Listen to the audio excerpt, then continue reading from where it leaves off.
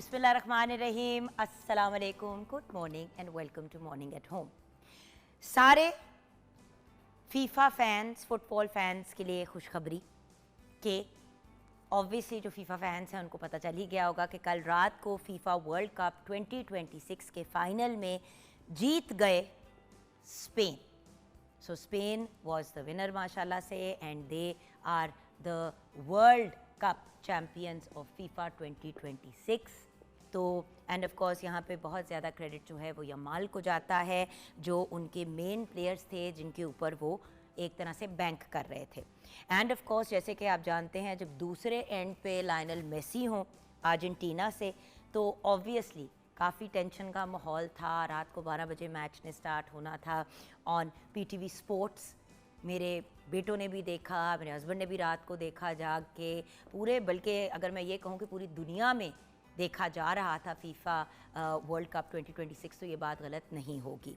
And of course Argentina एक जगह, Spain एक जगह, बट नज़र यही ज़्यादा आ रहा था कि स्पेन को सबसे ज़्यादा सपोर्ट किया जा रहा है, और स्पेन 16 साल बाद फीफा वर्ल्ड कप जीता है आफ्टर 16 ईयर्स। तो मुबारकबाद देना चाहेंगे हम स्पेन को on being the world champions of FIFA 2026। Congratulations. आपको पता है ये एक बहुत मेजर स्पोर्टिंग इवेंट होता है पूरी दुनिया में, जहाँ पे हम क्रिकेट पर बहुत ज़्यादा एक्साइटेड होते हैं। तो ये भी अंडरस्टैंड करना और एक्नॉलेज करना बड़ा इंपॉर्टेंट है कि स्पोर्ट्स सिर्फ एक किस्म की पूरी दुनिया में नहीं देखी जाती। वेरियस जगहों पे वेरियस स्पोर्ट्स की अपनी एक सिग्निफिकेंस होती है।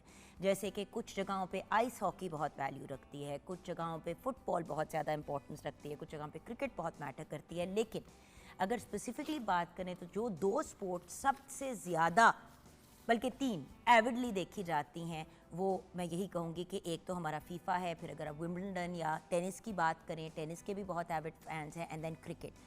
सो football, cricket and tennis are 3 sports जो इंटरनेशनली बहुत ज़्यादा लोग शौक़ से देखते हैं। यहाँ पे मैं पीटीवी स्पोर्ट्स का तहे दिल से शुक्रिया अदा करना चाहूँगी कि राइट्स फीफा वर्ल्ड कप 2026 के पाकिस्तान टेलीविज़न पीटीवी स्पोर्ट्स के पास थे, और पाकिस्तानियों ने, बल्कि इंटरनेशनली भी बहुत से लोगों ने पीटीवी स्पोर्ट्स पे ही फीफा को देखा और इन्जॉय किया, और बल्कि प्राइवेट चैनल्स भी कट कर रहे थे to PTV sports. So congratulations to PTV sports as well. ये बहुत बड़ा एक माइलस्टोन है, ये बहुत बड़ी बात है कि फीफा 2026 के राइट्स हमारे पास थे in all of Pakistan. So congratulations to PTV sports as well.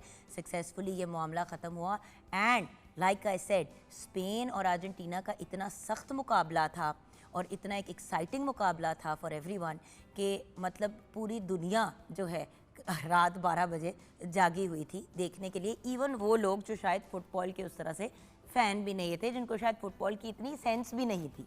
So amazing experience yesterday, और आई एम श्योर कि आज बहुत से लोग जो है वो आधी नींद पे काम पे गए होंगे।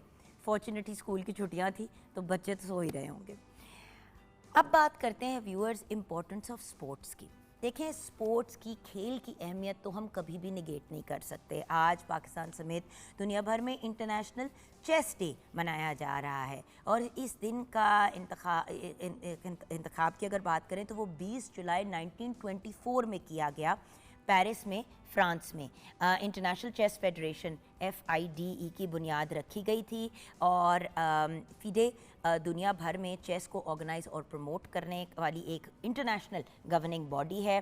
बाद में 2019 में यूनाइटेड नेशंस जनरल असेंबली ने एक रेजोल्यूशन के ज़रिए 20 जुलाई को ऑफिशियली इंटरनेशनल चेस डे करार दिया। लेकिन इस दिन की शुरुआत 1924 से हुई हुई है जी, 100 साल से ज़्यादा, और इसका मकसद बेसिकली है कि चेस की एजुकेशन और कल्चर को प्रमोट करना।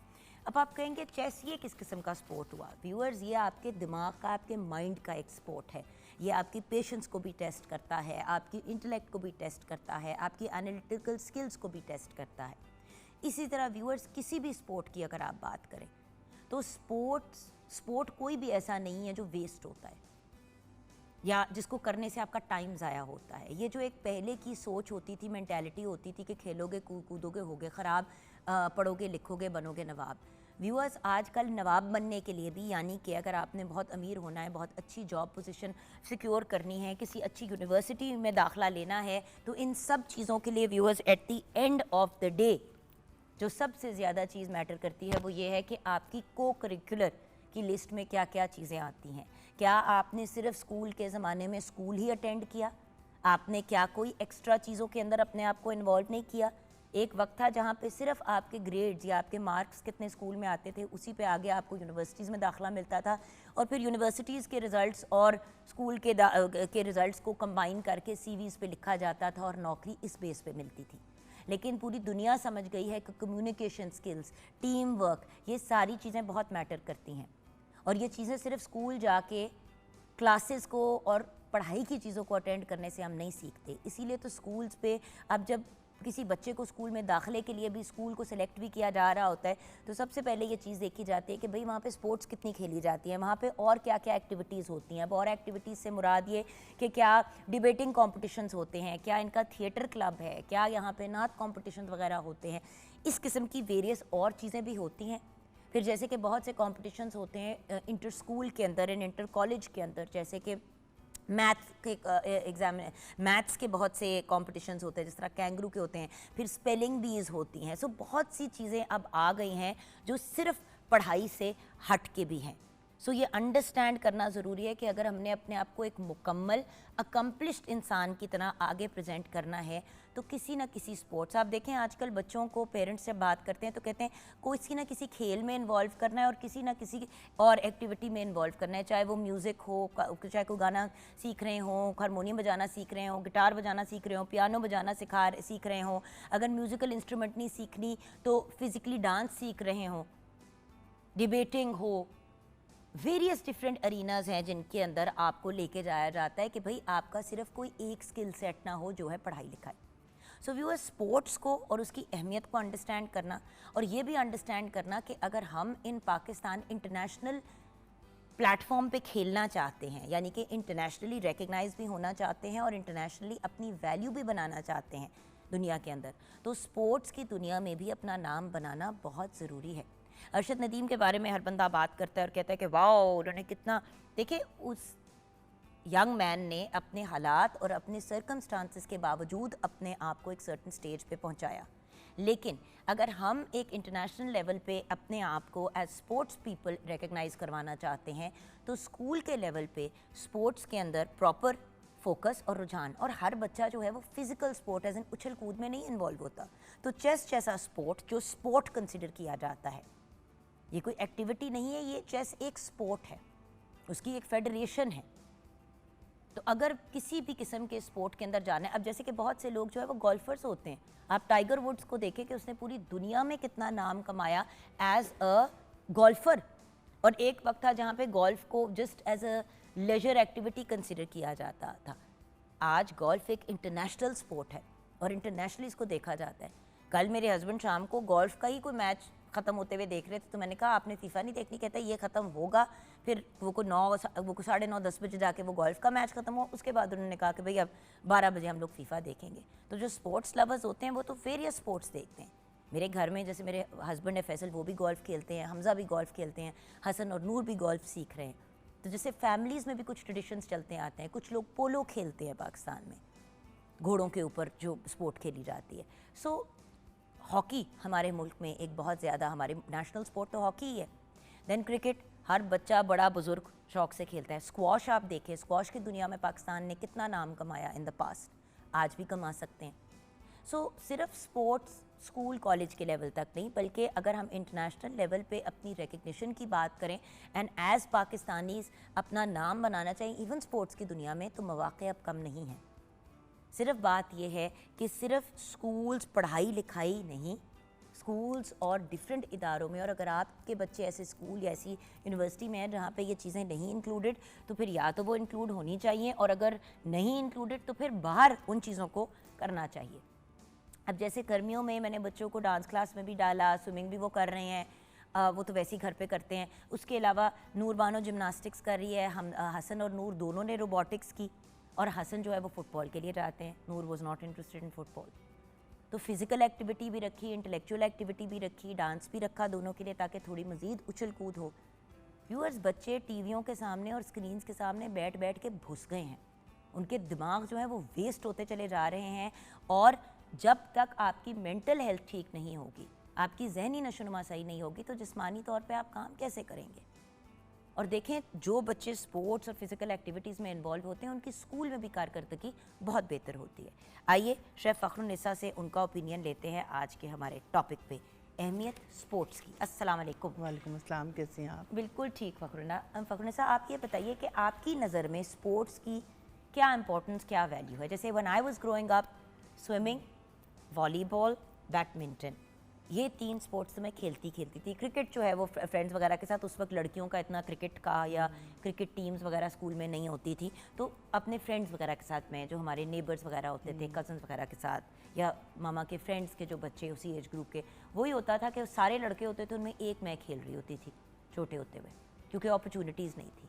लेकिन आज की दुनिया में कौन सी अपॉर्चुनिटीज़ की कमी है यार। हर जगह क्लब्स बने हुए हैं, हर जगह इदारे हैं, बच्चों को डाला जा सकता है।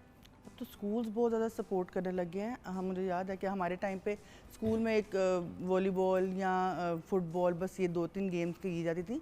अब तो हमारे बच्चों के पास बहुत सारी अपॉर्चुनिटीज़ हैं, स्विमिंग क्लासेस होती हैं, चेस, बल्कि अभी आप बात कर रही थी तो स्कूल्स में चेस को बहुत ज़्यादा प्रमोट किया जा रहा है कि बच्चों का जो माइंड, जो ब्रेन वर्क है वो बहुत अच्छा होता है। और ये क्रिकेट आजकल के बच्चों के पास तो बहुत 7 साल की उम्र के दौरान अगर आप अपने बच्चों को चेस खिलाना शुरू कर दें तो उनकी जहनी नशोनुमा बहुत बेहतरीन हो जाती है, उनमें पेशेंस आ जाती है, उनके अंदर बहुत ज़्यादा टॉलरेंस का एक एलिमेंट बनना शुरू हो जाता है, एनालिटिकल स्किल्स, बिल्कुल बहुत कुछ डेवलप होता है अगर छोटी एज पे आप चेस खिलाना शुरू कर दें। बिल्कुल। अब तो बल्कि बहुत ज़्यादा ये स्विमिंग, जिस तरह अभी आप बात कर रही थी, तो अब तो मैं देख रही थी एक दिन इंस्टाग्राम पे कि छोटे छोटे बच्चों को, जिस तरह पहले जी होता था कि जी बाहर के मुल्कों में देखा जाता था कि जी फ्यू मंथ्स के या 1 ईयर के बच्चों को स्विमिंग, अब तो वो लोग प्रमोट करते हैं कि आप बहुत छोटे बच्चों को स्विमिंग के लिए, गेम्स के लिए जो है ना उनको, क्योंकि देखो ना, mental health, discipline, self confidence, even team work, ये सारी चीज़ें हम सीखते हैं इससे।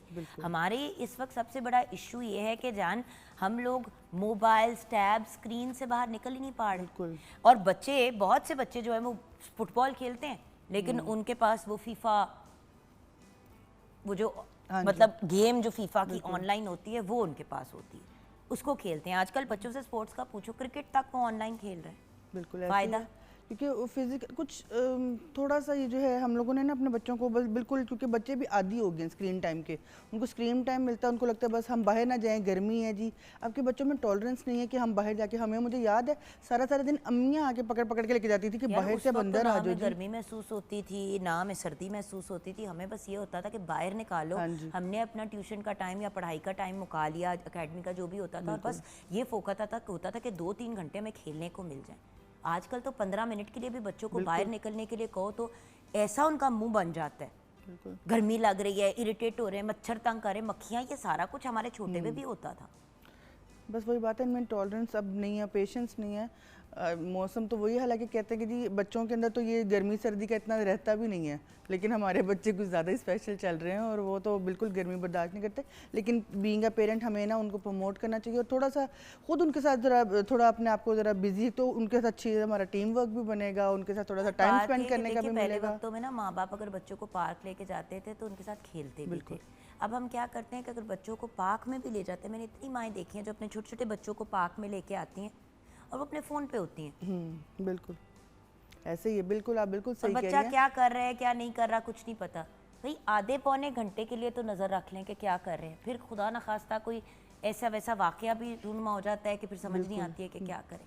बल्कि इससे तो मुझे लगता है कि बच्चे भी थोड़ा सा बिजी रहते हैं माँ बाप के साथ। उनका जो है, मैं मतलब मेरे हस्बैंड जो है अपने मेरे बेटे के साथ जी संडे के संडे जी क्रिकेट खेलनी है, बच्चे को भी इंतज़ार होता है, आज बाबा की छुट्टी, आज हम ज़रूर खेलेंगे। छुट्टी वाले दिन तो पूरी फैमिली निकला करती थी, बैट बॉल ले आते थे, चाहे क्रिकेट खेलनी आती नहीं आती, बस ये होता था बॉल को मारना है, एक ने पकड़ना है, और मतलब फैमिली इसी तरह एंटरटेन होती थी। पार्क्स भी अगर जाते थे तो सब फैमिलीज जो आपस में नहीं भी साथ आई हुई होती थी, उनके बच्चे खेल रहे होते थे। बिल्कुल, मगर वो दोस्तियाँ कौन कराता था? बच्चे खेल रहे होते थे, माँ बाप आपस में हेलो हाय करते थे, वो कहते थे चले हमारे बच्चे साथ खेल रहे थे। माँ बाप मोबाइल गैजेट से निकलते नहीं है, वो अपने बैठे हुए होते हैं, बच्चे उनके साइड पे, एक ही जगह पे बहुत से बच्चे हैं लेकिन आपस में इंटरेक्ट नहीं कर रहे। और फिर हम कहते हैं हमारे बच्चों में कॉन्फिडेंस नहीं है, हमारे बच्चे शाय हैं। उनको कॉन्फिडेंस देना भी तो हमारा काम है ना व्यूअर्स। खैर, इस टॉपिक पे मज़ीद बात करेंगे लेकिन ब्रेक के बाद। अभी हमें क्योंकि नन्ही सी ब्रेक की तरफ जाना है, तो जब किचन में वापस आएंगे तो शेफ़ फ़ख्र हमें गाइड करेंगे कि आज वो किचन में क्या बना रही हैं।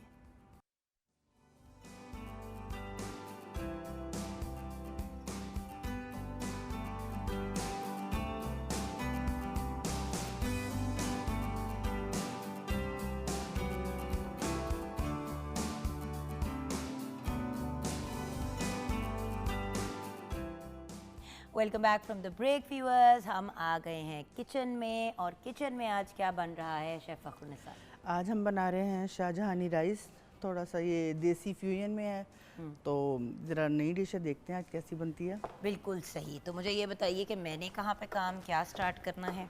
हम एक तरफ चावलों का तड़का तैयार करते हैं और एक तरफ अपनी जो है चिकन का जो ग्रेवी बनी है वो बना लेते हैं। बिल्कुल ठीक इसके है। लिए सबसे पहले हम अनियंस को, ऑयल गर्म हो गया किसमें डालना है? इसमें डाल देंगे। इसमें सारा? जी, सारा ऑनियंस इसमें डाल दें तो थोड़ी सी ज़रा ग्रेवी इसकी अच्छी सी बन जाएगी। ये साथ साथ ज़रा सा हमारा ज़रा इसको थोड़ा सा टाइम लगता है अनियंस को होने में। और इधर जो है हम डालेंगे ज़ीरा, नमक और ये सब चीज़ें डाल के तड़के वाले जैसे चावल हम बनाते हैं, इसमें हम 1 टेबलस्पून और 1.5 टेबलस्पून जो है ज़ीरा डाल देते हैं। सबसे पहले ज़ीरा ही भूनेगा? जी, इसमें ज़ीरा ही भुनेगा। और थोड़ा सा साथ इसमें थोड़ा सा गार्लिक डाल दें। ये सारा डाल दें, सारी डाल जी डाल दें। तो गार्लिक से बड़ा अच्छा सा ना गार्लिक सा फ्लेवर आ जाएगा उसके अंदर। तो सीधे गार्लिक की राइस बना रहे हो? थोड़ा सा अपना जो है ना कुछ तजर्बे करते रहना चाहिए। बिल्कुल सही। तजर्बे आप ही करती रहती हैं वैसे सारे अपने एक साथ।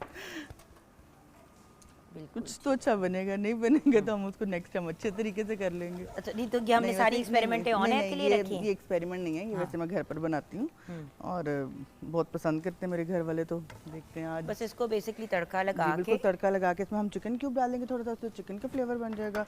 और सॉल्ट जो है थोड़ा सा हम उसमें ऐड कर देंगे ताकि अगर कोई कमी होगी तो। और बस उसके हम बाद इसमें हमने फिर पानी डाल देंगे और दैट्स इट, अपने राइस जो है हमारे इजीली कुक हो जाएंगे। आप मुझे अब बताएंगे कि मैंने कब किस स्टेज पे ये चीज़ें डालनी है? बस हल्का सा ये गार्लिक जो है ना टोस्ट हो जाता है तो फिर आप इसमें जीरा ना सड़ जाए ना मेरी। हाँ, आप डाल दें चिकन क्यूब बेशक साथ ही डाल दें आप। और नमक हम बाद में ऐड करेंगे, अभी आप इसमें पानी, ये सारा जग बेशक आप पानी का ना इसमें डाल दीजिएगा। बिल्कुल सही। तब तक हम जस्ट 1 जग ऑफ वाटर। हाँ जी, डाल।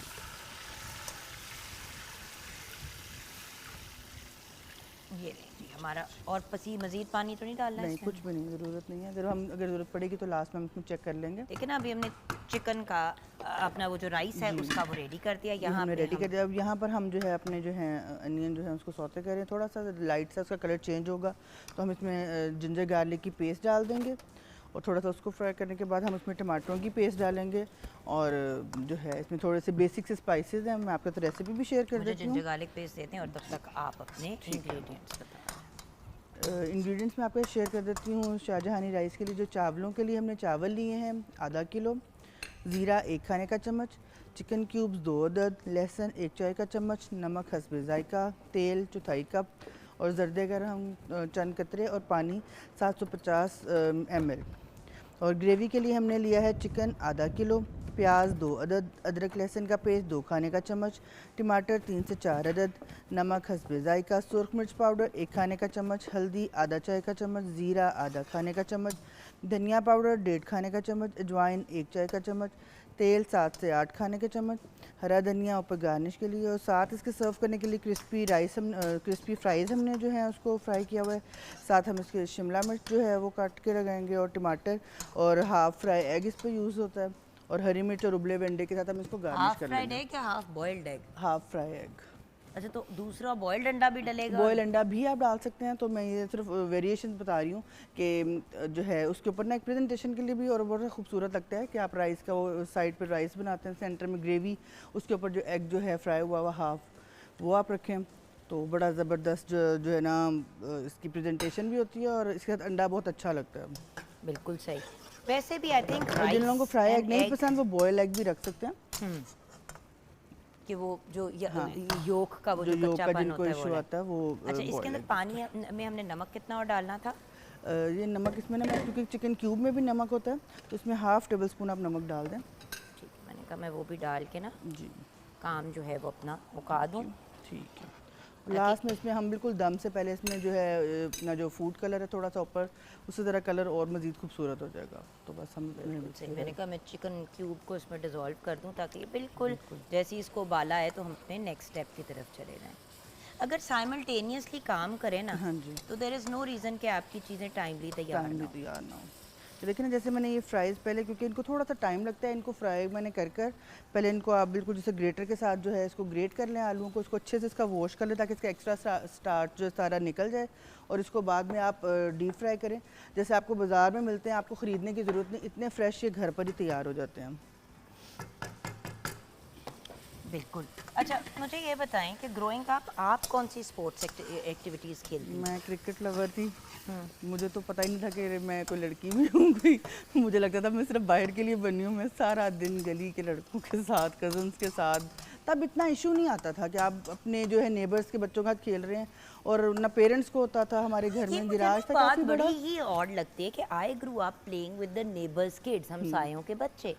अब ये बात बड़ी ऑड कंसिडर की जाती है कि अगर आप हमसायों की तरफ जाके कहें कि जी मेरा बच्चा आपका बच्चा एक ही एज का है। पहले तो हमसाए एक साथ, मतलब जैसे कि आपका बच्चा और मेरा बच्चा एक ही स्कूल में पढ़ रहा है, साथ वालों का भी, तो एक माँ जो है वो तीनों के बच्चों को ले गई, अगले दिन दूसरी ले गई सबके बच्चों अब को। जो थोड़ा सा सिक्योरिटी वाइज आप समझ लो, यहाँ जो थोड़ा सा मेंटेलिटी अब जो चेंज हो गई है ना, अब उससे थोड़ा सा जो सीधी बात है, डर लगता है। मैं खुद नहीं अपने बच्चों को भेज पाती। मैं हालांकि खुद सारा टाइम खुद ऐसे गुजारा है, लेकिन अब किसी के ऊपर ट्रस्ट करना ना थोड़ा सा मुश्किल हो गया, क्योंकि थोड़ा सा जो हालात भी यार, हालात और आजकल ऐसी चीजें नॉर्मल और आम हो गई हैं कि बंदा घबरा जाता है। मैं ये पॉइंट नहीं करना चाह रही, लेकिन अभी परसों का वाकया वेलेंशिया में जो इंसिडेंट शायद आपने सुना हो, मैं सुनकर अभी तक मैं ना उसमें से बाहर नहीं आ सकी कि माँ बाप खुद अपने बच्चों को कैसे आप वो कर नहीं, देते हैं। मुझे नहीं पता आप किस इंसिडेंट की बात करी। ये अभी परसों की बात है कि जी वेलेंशिया में अमेरिका से आए हैं। हाँ जी,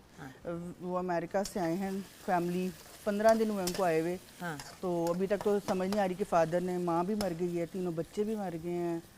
तो मतलब आप किसी पर ट्रस्ट नहीं कर सकते हो आज, चचा पप्पा मामा, मुझे वो हमारा तो क्या मतलब नहीं, मुझे समझ नहीं आ रही इंसिडेंट की। आप मुझे मैं पूरा पता नहीं, मैं कह नहीं पता नहीं उन्होंने बताना है कि नहीं, मैं इसलिए थोड़ा सा वो नहीं, आप बता देना, आप बता रही है, जरूरी तो नहीं है ना कि उनका जी वो चारों लोग घर पर थे जी। नेबर्स ने देखा कि बच्चे बहुत चीख रहे हैं, उनको शायद कुछ जहर देकर मारा गया है या कुछ इस तरह का इंसिडेंट था। वो माँ को उन्होंने ऊपर लॉक कर दिया हुआ था। जब हम सायों ने थोड़ा सा उनके हस्बैंड को पूछा तो उन्होंने कहा जी मेरे बच्चे तो मूवी देखने गए हैं, लेकिन उनको वहाँ से थोड़ा सा उनको लगा कि नहीं, पीछे तो बच्चे हमें गली में नज़र आ रहे हैं कि पीछे उनके जो था वॉशिंग एरिया, उधर जी बच्चे जो चीखे मार के रो रहे हैं, तड़फ रहे हैं, और इस तरह जी उन्होंने 15 को कॉल की, वो टीम आई, उन्होंने वो रेस्क्यू किया। तो बच्चे तो तीनों मौके पे फौत हो गए हुए थे, और जो माँ थी वो इतनी बुरी हालत में, उसको खून की वॉमिट भी आई, उसको हॉस्पिटल लेकर गए। यानी कि माँ और बच्चों को मर्डर करने का अटेम्प्ट नहीं, हो गया मर्डर, बच्चे तो मर्डर हो गए। नहीं, माँ भी मर गई है मौके, वो मतलब हॉस्पिटल तक पहुंची नहीं, और वो भी मर गई। तो वही वाली बात है ना कि आप किस पर ट्रस्ट करें। आप फादर घर पर हैं, आप किस पे ट्रस्ट करना है नहीं समझ आता। पिछले दिनों एक माँ ने ऐसे कर दिया, कोई नेबर्स ने कुछ इस तरह के वाकयात, मतलब आज अपने बच्चों को बाहर भेजना। एक और बात बताऊं जान, मतलब बच्चों को बाहर भेजने से ज़्यादा कुछ ये भी देखने की ज़रूरत है कि क्या इतनी फ्रस्ट्रेशन और इतने मसले मसाइल चल रहे हैं कि हम लोग आपस में कम्युनिकेट करने के बजाय इतने बड़े बड़े, इतने मायूब, इतने मेस्ड अप किस्म के गैर कानूनी, गैर अखलाकी स्टेप्स उठा लेते हैं। मुझे समझ नहीं आती।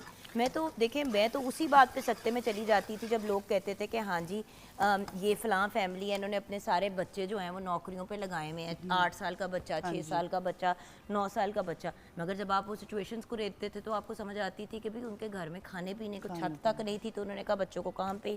सो हर बंदे के अपने सिचुएशन और मामलात होते हैं। पॉइंट सिर्फ इतना है कि व्यूअर्स, एहतियात हम लोगों ने खुद ही करनी है, चाहे वो हमारे बच्चों से रिलेटेड हो, चाहे वो हमारे लाइफ से रिलेटेड हो। हम एहतियात नहीं करेंगे तो कुछ मतलब। आप अपने बच्चों को अकेले ड्राइवर के साथ भेज पाती हैं कभी? नहीं, आपको ड्यूटी देनी पड़ती है ना। मुझे याद है हमारे घर खुद खान बाबा होते थे जी, हमें पता था कि जी हमने उनके साथ जाना है। हमारे पेरेंट्स ने कभी भी हमारे साथ नहीं वो जी किया ठीक है जी नहीं आपको जान, लेकर उस जा वक्त रहे भी हैं। बड़ी बड़ी मायूब चीज़ें होती थी। अब पता माँ नहीं बाप सर, ज़रा ज़्यादा मोहतात हो गए हैं। उस वक्त देखें और हज़ार मसाइल होते थे कि भाई टेलर के साथ नहीं अकेले बच्चे को खड़ा कर सकते थे नाप लेने के हाँ, लिए। नहीं सो व्यूअर्स देखें, इन चीज़ों का बेसिकली पॉइंट ये है कि हमें ज़रा ज़्यादा केयरफुल होना है और अपने आप को बेहतर तरीके से वॉच करना है और अपने इर्द गिर्द बच्चों को। और देखिए पहले वक्तों में इसलिए भी मसले नहीं होते थे क्योंकि हर बंदे के माँ बाप साथ साथ होते थे। ऐसे ही है। अब ये है कि बच्चे अगर आपने बिजी करने हैं तो एक तरह से, जिस तरह कहते हैं ना पंजाबी में, मगरो लाने हैं कि यार फलां के घर भेज दो, फलां कर लो, ये कर लो। हम लोगों को कभी भी, आपा को और मुझे, किसी की तरफ भी जाने की, इवन मेरे भाई को इजाज़त नहीं होती थी जब तक साथ कोई होता नहीं था, चाहे नैनी या कोई और नहीं होता था। अकेले गाड़ी में ड्राइवर के साथ बैठने की इजाज़त नहीं होती थी, उस वक्त भी नहीं होती थी। सो बात ये कि एहतियात तो एहतियात है, हमने हर स्टेज पे लाइफ के करनी है। लेकिन अगर हम अपने बच्चों को पॉजिटिव एक्टिविटीज़ में इन्वॉल्व करते हैं और उन चीज़ों की तरफ लेके जाते हैं जो उनके हेल्थ के लिए और माइंड के लिए बेहतर है।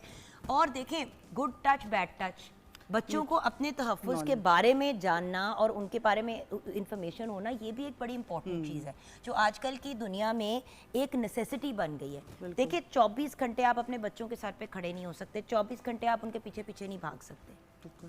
अच्छा, चावलों को कुक होने के लिए डालना है? हाँ जी, कोकोनट डालते हैं। यहाँ पर हम जिंजर गार्लिक का पेस्ट भी डाल देते हैं। ठीक है, ये इसको ब्राउन नहीं करना था? साथ साथ हो जाएगा, साथ साथ हो जाएगा क्योंकि इसकी बुनाई हमने अच्छे से करनी है। हाँ। तो ये बड़े इजीली हो जाएगा। बिल्कुल ठीक है। अदरक लहसुन भी डाल दिए, उसके अंदर हम अब चावल डाल देते हैं। हम चावल डाल देते हैं। चावल सॉफ्ट किए हैं तो उसको बस इसमें क्योंकि हमने चावल एक दफ़ा जब डाल दिए तो फिर हमने उसके बाद इसको वो नहीं करना, मतलब बहुत हाथ वो चम्मच नहीं हिलाना, और ये अपने दम में ही बनेंगे। बिल्कुल। सो इसलिए राइट क्वांटिटी भी ऑफ लिक्विड ज़रूरी है। इसी के अंदर हम ना ऐसे, मैं तो ऐसे करती हूँ। थोड़ा सा हम पानी डाल सकते हैं, डाल पानी का कम लग रहा है मुझे।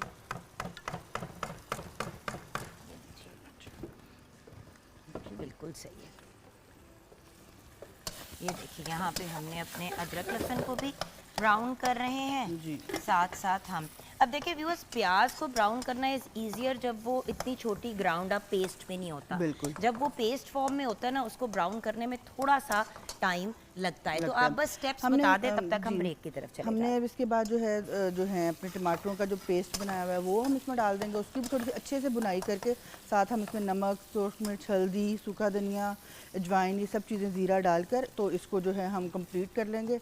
और लास्ट में, क्योंकि चिकन का सिर्फ कीमा और ये सिर्फ 3 से 4 मिनट इसको लगेंगे चिकन को डाल के, उसका सिर्फ पानी ड्राई करने में, और उस टाइम तक ये हमारा चिकन जो बिल्कुल रेडी हो जाएगा। बहुत ज़्यादा सॉसी नहीं होता, ये बहुत ज़्यादा इसमें लिक्विड नहीं होता, थोड़ा ड्राई अप होता है, क्योंकि राइस के साथ आपने खाना है तो बहुत ज़्यादा उसको करने की ज़रूरत नहीं है कि पानी डाल के आप इसका वो जो है बहुत ज़्यादा ग्रेवी बना दें, लेकिन थोड़ा ड्रायर साइड पे होता है। तो ग्रेवी रेडी हो जाएगी, राइस हमारे रेडी हो जाएंगे और इसके कॉन्डिमेंट्स के साथ हम इसको सर्व कर देंगे और गुड टू गो, हमारा बिल्कुल तैयार है खाना। बिल्कुल सही। हम एक ब्रेक की तरफ जाएंगे व्यूअर्स, ये तो मामलात चलते रहेंगे।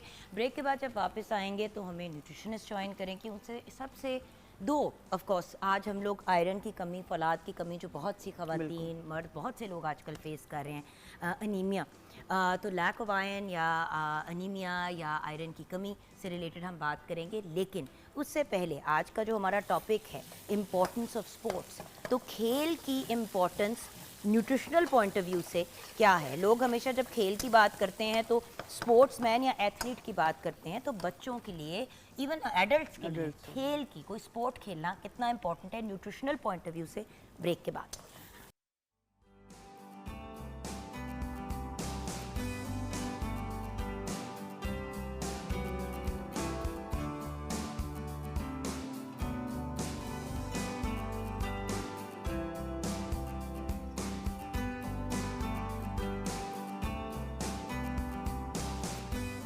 Welcome back from the break viewers. भाई बहुत ही प्यारी सी यंग लेडी हमारे साथ हैं, लेकिन मीडिया में इनका ये रोल है कि ये क्लिनिकल न्यूट्रिशनिस्ट और डाइटिशियन है। आप देख के कहेंगे ओ न्यू एक्टर, न्यू मॉडल, हालत तो उनकी वही है, लेकिन बात वो होती है ना कि viewers at the end of the day, जैसे ज़ैनब गोंदल भी हमें ज्वाइन करती हैं, आज हमने स्पेशली समन इश्तियाक को अपने प्रोग्राम पे बुलाया। The reason for that is कि देखें व्यूअर्स, जो चीज़ आप कह रहे हैं कम से कम आप वैसे लगे तो। अक्सर लोग न्यूट्रिशन की और हेल्थ की और फिटनेस की बात करते हैं, लेकिन अपना उनका BMI मैनेज नहीं होता, या फिर लोग एस्थेटिक्स की बात करते हैं, लेकिन लगता है कि जैसे अपने एस्थेटिक्स पे कभी कोई वर्किंग नहीं की। तो जब तक हम वो लगते नहीं हैं जो हम बेच रहे हैं, कोई हमारी बात क्यों सुनेगा? इसीलिए हम बड़ी एक प्रॉपर वेटिंग प्रोसेस से गुजर के इस प्रोग्राम पे डॉक्टर्स को, न्यूट्रिशनिस्ट को, डाइटिशियंस को बुलाते हैं। तो आज क्लिनिकल न्यूट्रिशनिस्ट और डाइटिशियन समन हमारे साथ हैं। अस्सलाम वालेकुम समन। वालेकुम अस्सलाम। कैसी हो बेटा? मैं बिल्कुल ठीक, आप कैसी हैं? मैं तो ठीक हूँ, but this maroon is really suiting you माशाल्लाह। Thank you so much. Looking lovely. Thank you. लेकिन इस लवली लगने के पीछे कुछ हाथ तो एक्टिविटी का भी होगा, सिर्फ खुराक का तो नहीं होगा। बिल्कुल बिल्कुल। और आपको हमने बात कोई और करनी है, लेकिन मैंने आपको एक गूगली फेंकनी है कि आज क्योंकि हम बात कर रहे हैं स्पोर्ट्स की अहमियत पे, जी, तो कैसे हो सकता है कि हमारे पास एक क्लिनिकल न्यूट्रिशनिस्ट और डाइटिशियन हो और हम खेल या एक्टिविटी की बात आपसे ना करें? बिल्कुल तो ऐसे पहले तो आज का जो हम पूरा टॉपिक लेके चल रहे हैं प्रोग्राम में वो, उसके बाद हम बात करेंगे फौलाद या आयरन की कमी। जी जी मैम। अच्छा, सबसे पहले तो thank you so much for your kind words, you just made my day. और आपको पता है कि हमारे यहाँ पे ये होता है कि हमने तो अपनी लाइफ से फ़िज़िकल एक्टिविटी को, स्पोर्ट्स को निकाल ही दिया है और हमें लगता है कि हमारा सिर्फ पूरा दिन जो है वो खाने पीने पे, वो सोने में और बस काम करने में है। लेकिन जो आपका स्पोर्ट्स है, जो आपकी फ़िज़िकल एक्टिविटी है, वो उतनी ही इम्पॉर्टेंट है जितना आपका खाना इम्पॉर्टेंट है। आपकी फ़िज़िकल एक्टिविटी, आपका स्पोर्ट्स आपकी मेंटल हेल्थ के लिए, आपकी फ़िज़िकल हेल्थ के लिए सबसे ज़्यादा ज़रूरी है। सिर्फ अगर आप खा कर बैठ जाएंगे और सो जाएंगे, आप बहुत अर्ली एज में दीगर बीमारियों में मुब्तला हो जाएंगे। सो स्पोर्ट्स और फ़िज़िकल एक्टिविटी में एंगेज होना उतना इंपॉर्टेंट है जितना आपका बाकी चीज़ें। अमेजिंग। तो व्यूअर्स, वही वाली बात है कि एज आपका बैरियर नहीं होना चाहिए। बचपन में मैं बहुत ये करता था, बचपन में मैं ये बहुत करती थी, या आपने अक्सर अपने पेरेंट्स, आप तो खुद इतने यंग हो इस वक्त, तो आई वोंट टॉक अबाउट अपने बच्चे, बट इवन इस एज पे जिस पे आप हो, आपकी फ्रेंड्स कहती होंगी अम्मी अब्बू को कि हाँ खेलते थे स्पोर्ट्स, लेकिन अब क्या? लेकिन बात ये है कि ये वाली जो एक नेगेटिव सोच है ना कि एक सर्टेन एज के बाद स्पोर्ट्स खेलना बच्चों वाला काम है। जी, स्पोर्ट्स तो हर एज में खेले जाते हैं। बिल्कुल ऐसी है। आप देखिए साइकिलिंग की एज अब उन्होंने अनलिमिटेड कर दी है। हाँ जी, कुछ मैराथन्स और कुछ ऐसी चीज़ों में there is no limit now, चाहे रनिंग हो चाहे साइकिलिंग हो, आपकी एज लिमिट नहीं है, आप पार्टिसिपेट कर सकते हैं अगर आपका ट्रू, आप हेल्दी हैं। जी।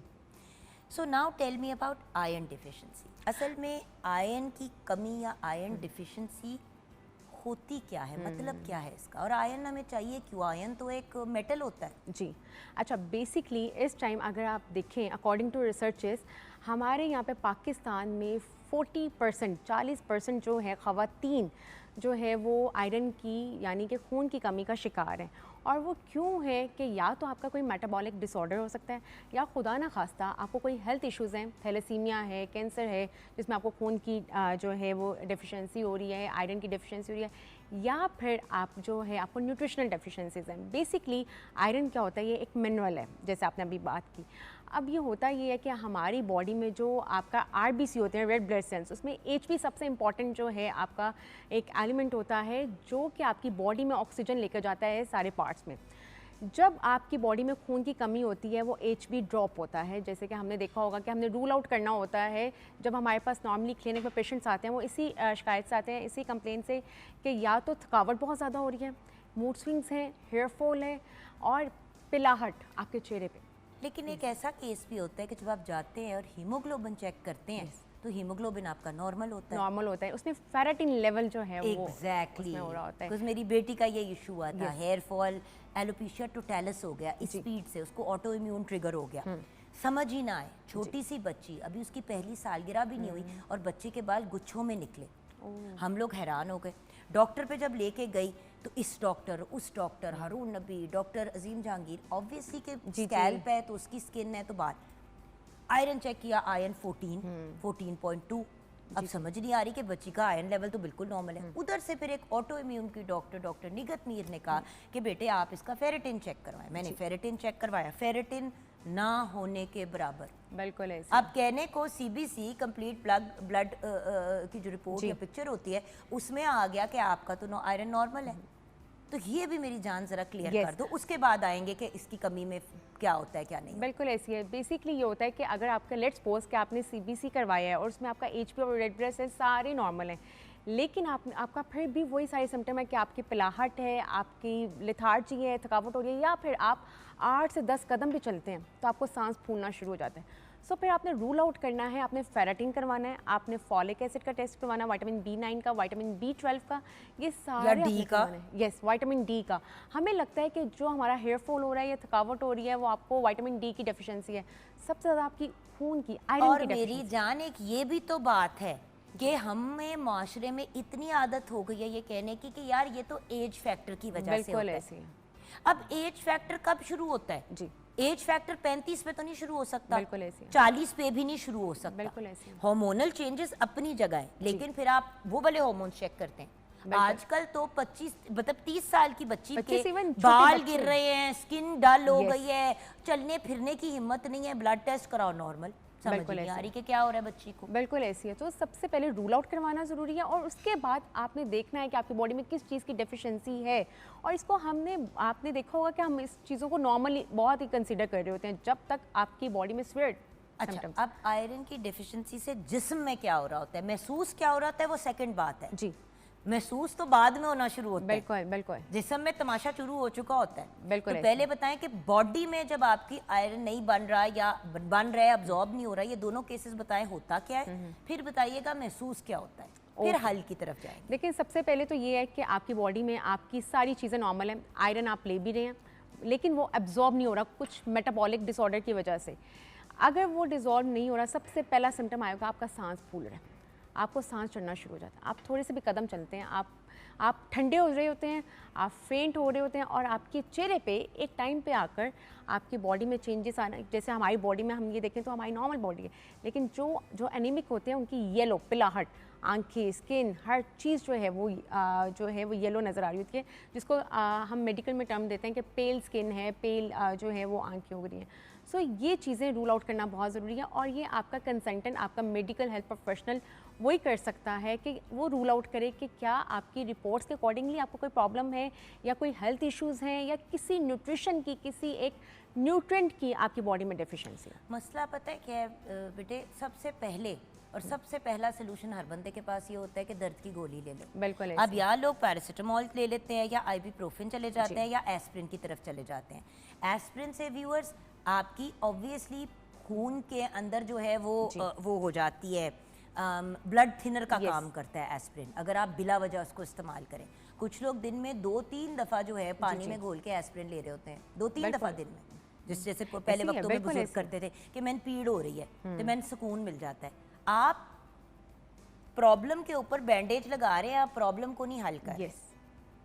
आप जानती हैं, बिल्कुल ये कोई अनकॉमन चीज़ नहीं है जी। और देखिए, सबसे इम्पॉर्टेंट ये है कि आपने ये सोचना है कि जो चीज़ आपको सूट करी है, इट डजंट मीन कि वो दूसरे बंदे को भी उसी तरह अफेक्ट करेगी। और अगेन आपको तकलीफ नहीं है, आपको कोई बीमारी नहीं है, आपके अंदर कमी है किसी चीज़ की। बीमारी और कमी के बीच में फ़र्क भी तो अंडरस्टैंड करना ज़रूरी है। आपको थकावट हो रही है, आपने चले पैरासीटामोल की कोई गोली ले ली, इम्पोर्टेड वाली या लोकल वाली, देखिए वो भी आपकी बॉडी को एक सर्टेन तरीके से इफेक्ट करता है, आपकी बॉडी को आदत पड़ जाती है, फिर आप हाई डोज भी लेते हैं, फ़र्क नहीं पड़ता। आइबुप्रोफेन का मसला ये है कि वो आपके गुर्दों और जिगर को मुतासिर करती है, बिला वजह आप उसको यूज़ करते रहेंगे, आपके किडनी फंक्शन लो होता जाएगा। सो बात ये कि व्यूअर्स, कोई भी चीज़ यूज़ करना, चाहे वो आपको सुकून देती हो नॉर्मल सिचुएशन में, अगर आपको उसकी सुकून की ज़रूरत नहीं है और बिला वजह आप ले रहे हैं तो वो नुकसान आपको करेगी। इतना तो समझ आ गई। ब्रेक की तरफ जाएंगे, ब्रेक के बाद जब वापस आएंगे तो अगर किसी इंसान को आयरन की कमी है तो वो क्या करे।